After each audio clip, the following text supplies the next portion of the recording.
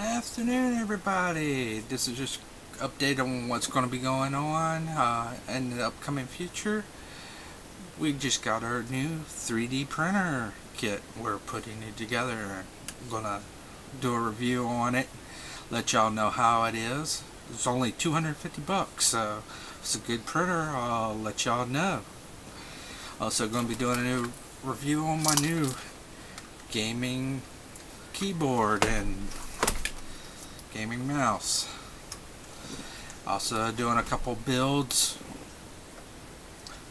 Battlestar Galactica stuff. Got the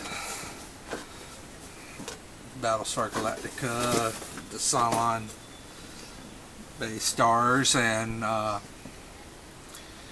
did a refurbish on my Terminator head. Put the LED lights in it.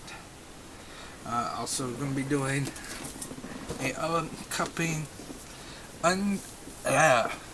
take two, a unboxing of a Godzilla posable figure for stop motion, all in the next couple of weeks. So if you haven't subscribed, go ahead, because it's coming up soon. See you around.